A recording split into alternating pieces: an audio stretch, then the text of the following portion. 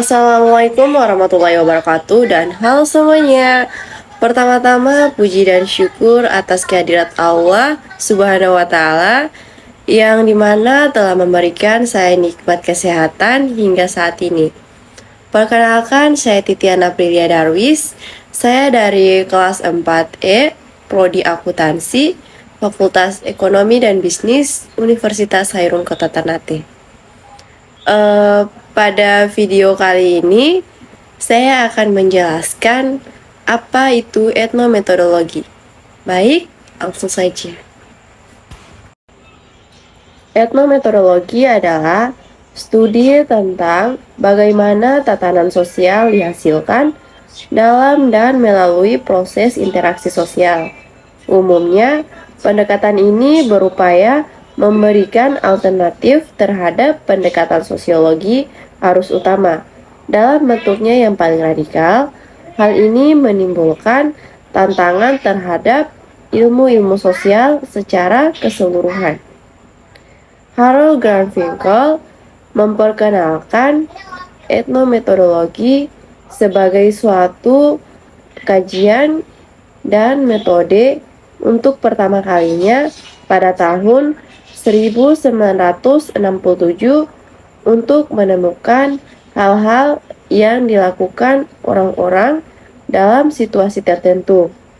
Metode yang mereka gunakan untuk menciptakan keteraturan kehidupan bermasyarakat yang terpola. Namun, penerapannya yang telah ditemukan dalam banyak disiplin ilmu terapan, seperti desain perangkat lunak dan studi manajemen. Metode etnometodologi lahir pada masa modernis atau zaman keemasan. Perkembangan penelitian kualitatif pada masa itu terjadi proses formalisasi pendekatan kualitatif dan pertumbuhan jenis metode interpretatif yang baru. Harold Garfinkel di pertengahan tahun 1950-an memperkenalkan istilah etnometodologi dalam bidang penelitian sosial yang merupakan inspirasi atas kreasi dari sosiologi fenomenologi. Garfinkel di saat awal memunculkan atau mengembangkan studi ini sedang mengalami fenomenologi Alfred Scott pada New School for Social Research. Lewat karyanya yang berjudul Studies in Ethnomethodology, karya tersebut langsung mendapat kritikan secara terus-menerus daripada akademisi sosial. Respon-respon awal yang diterima etnometodologi sangat pedas dan menyebabkan Garfinkel disingkirkan dari percaturan akademisi sosial. Terdapat dugaan kuat bahwa fenomenologi Scott sangat mempengaruhi etnometodologi Garfinkel. Ini terbukti dari asumsi sekaligus pendirian dari etnometodologi itu sendiri. Bagi Scott, dunia sehari-hari merupakan dunia intersubjektif yang dimiliki bersama orang lain dengan siapa kita berinteraksi. Pada tataran teoritis, Harold Garfinkel di tahun 1940 telah menolak pemikiran Emile Durkheim tentang fakta sosial. Baginya, aktor sosial bersifat membentukkan dan tidak pernah dibatasi oleh struktur dan peranata sosial. Dalam pemikiran etnometodologi, para sosiolog yang menitikberatkan pada fakta sosial itu disebut sebagai kesepakatan Sidugu. Sebab, kalangan etnometodologi melihat fakta sosial sebagai prestasi anggota, sebagai produk aktivitas metodologi anggota bersifat lokal dan dihasilkan secara endogenous. untuk mengatasi masalahnya sendiri. Keunikan etnometodologi dibandingkan pendekatan-pendekatan lain dalam penelitian kualitatif ialah peneliti meninggalkan dulu asumsi-asumsi, teori, proposisi, dan kategori yang ada tentang fenomena yang dikaji.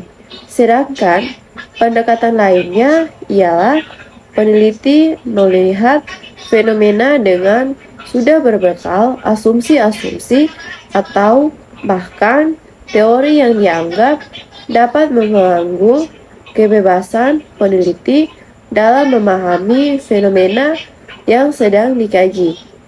Dengan keleluasan itu, peneliti dapat memaknai realitas dengan jernih karena tanpa intervensi teoretik sebelumnya. Peneliti etnometodologi lebih mengutamakan pertanyaan bagaimana daripada mengapa untuk menggali makna yang dikandung dalam realitas yang diteliti. Dalam studi etnometodologi cukup sederhana cara melihat validitas, karena biasanya di sini tidak digunakan cara-cara konvensional dalam mengukur suatu konsep.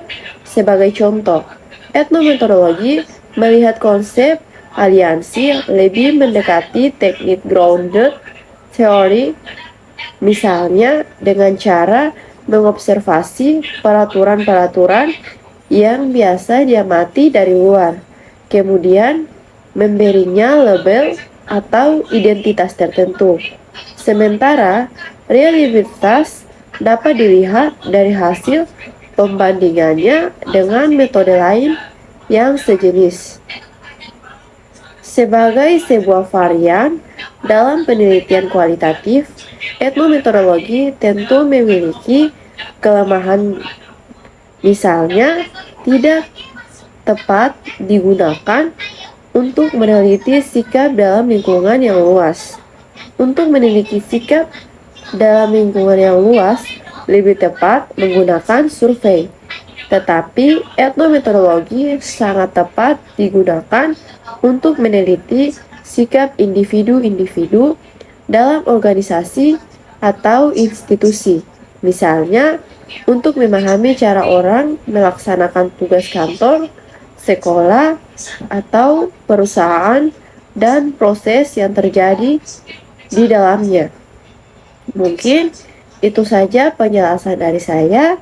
Apabila ada kesalahan atau kekurangan kata, saya mohon maaf. Wabillahi taufiq wal hidayah.